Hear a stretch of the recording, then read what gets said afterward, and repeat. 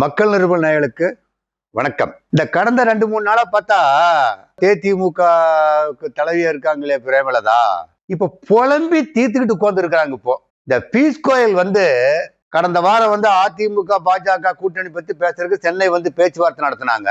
இந்த பேச்சுவார்த்தை நடத்திட்டு போறப்ப பின்னால யாரோ ஒருத்தர் ஒரு செய்தி ஒரு யூடியூப் வாயில ஏதோ ஒன்று போட்டு விட்டாங்க.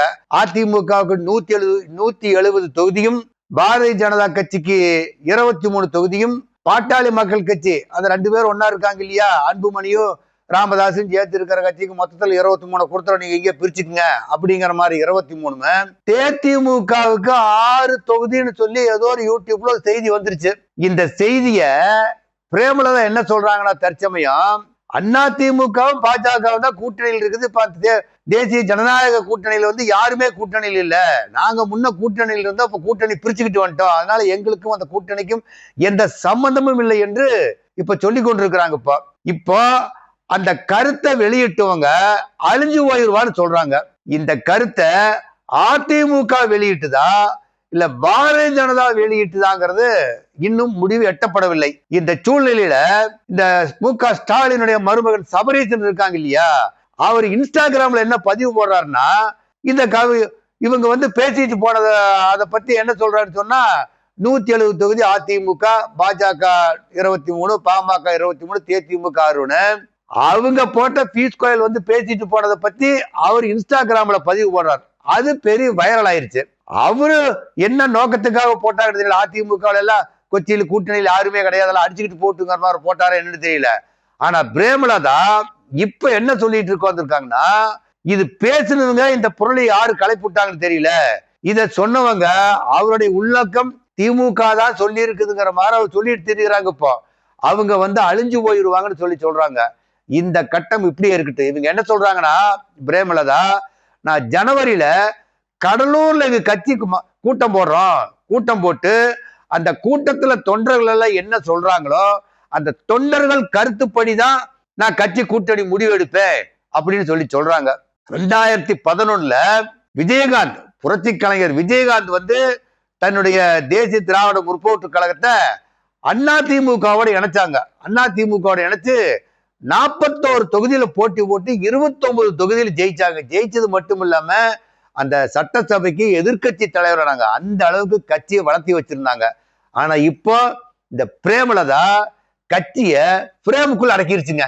கட்சி விஜயகாந்த் இறந்ததுக்கு பின்னால கட்சி இருக்கிற இடமே தெரியல.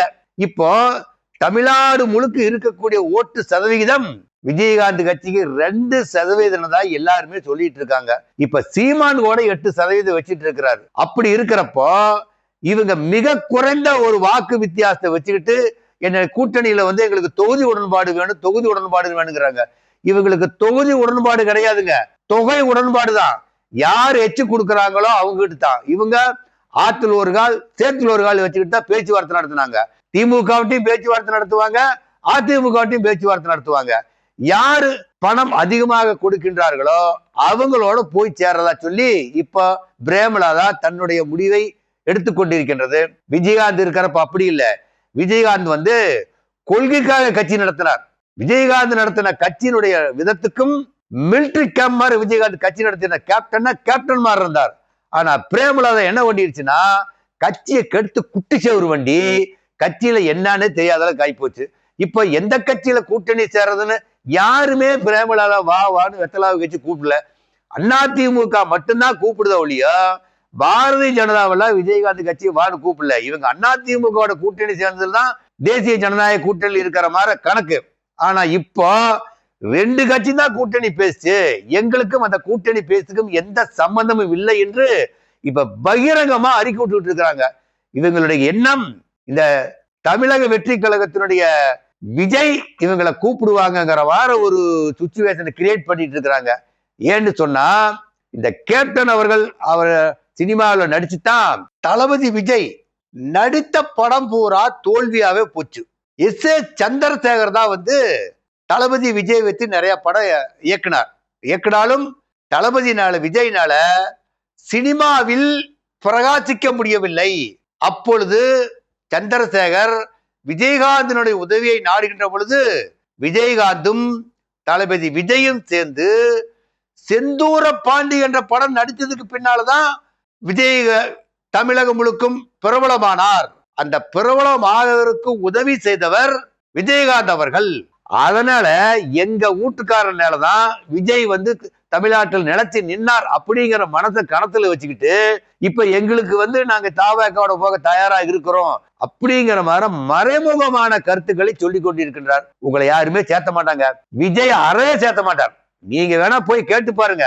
நீங்க எல்லா கட்சியிலும் இப்ப கூட்டணி சேரப்ப என்ன பண்ணுவீங்கன்னா தொகை வாங்கிட்டு வருவீங்க நீங்க.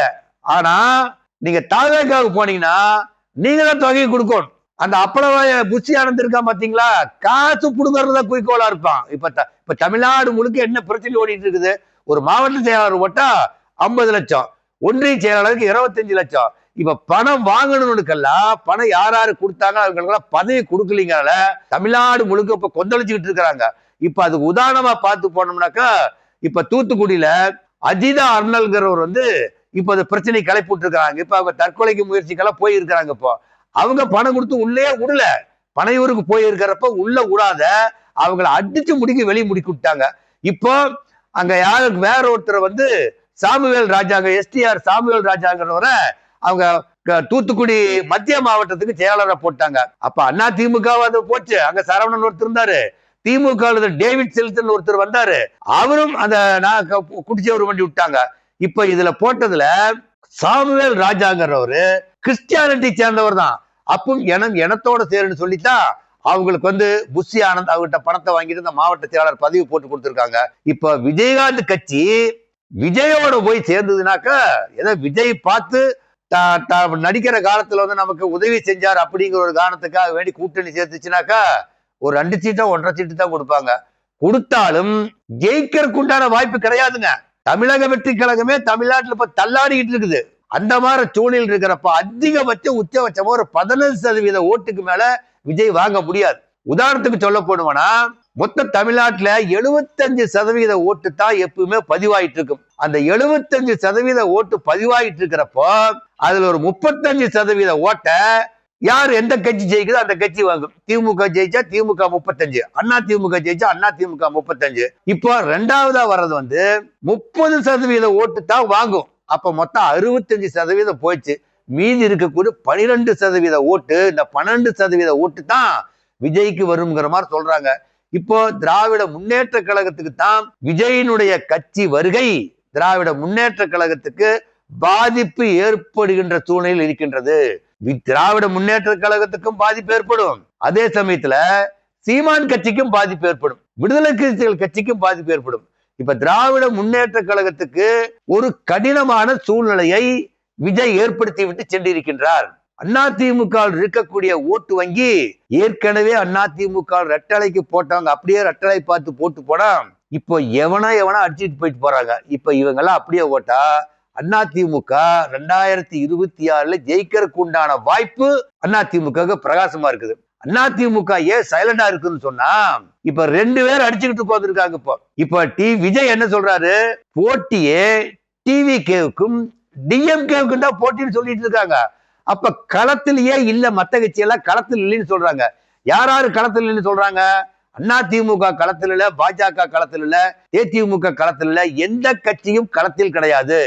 களத்தில் இருக்கக்கூடிய ஒரே கட்சி திமுக தான். திமுகவோட தான் நாங்க போட்டி போடுறோம். இப்ப திமுகவா தாவேக்காங்கிறத தமிழ்நாட்டுல பிரச்சனையா இருக்குன்னு சொல்லிட்டு இருக்காங்க. ஆனாலும் தமிழக வெற்றி கழகத்துக்கு கிடைக்கக்கூடிய ஓட்டு வங்கியை பார்த்ததுன்னா அதிகபட்சம் ஒரு 15% மேல போறதுக்கு வாய்ப்பு இல்லை. இப்ப விஜயகாந்த் கட்சி கூட்டணி சேர்ந்துன்னு வச்சுக்கோங்க, எத்தனை ஓட்டு வரவங்களுக்கு ஒரு 2% ஓட்டு தான் இருக்கும். அதுல போட்டிருக்கிற நிர்வாகிகளை தவிர பொதுமக்கள் யாரும் விஜயகாந்த் கட்சிக்கு ஓட்டு போட தற்பொழுது தயாராக இல்லை. பிரேமலதா இப்போ ஒரு கருத்தை சொல்லி புரளையை கிளப்பிட்டு இருக்கிறாங்க. இப்போ நாங்களே கூட்டணியில் இல்ல, எங்களை பேசுறதுக்கு யாருன்னு கேட்டா யாரு பேசியிருக்காங்க? இப்போ பீஸ் கோயில் முன்னிலையில பாஜகவும் அதிமுக தான் பேச்சு. இப்ப அதிமுக திட்டுதா இல்ல பிஜேபி திட்டுதாங்கிறத தெரியல. நாங்க ஆளே இல்ல, கூட்டணிக்கும் எங்களுக்கும் சம்பந்தமே இல்லாம இருக்கிற பட்சத்துல எங்களை இழுத்து வச்சு பேசுனாங்க. யாரு பேசுனாங்களோ பேசுனவங்க அழிஞ்சு போயிடுவான்னு சொல்றாங்க. இப்போ 2026 ஒரு நல்ல இடத்துல போய் தேதிமுக கட்சி பிரேமலதா போய் சேர்ந்ததுன்னா பிரேமலதாவுக்கு ஒரு வாழ்வு ஏற்படும்.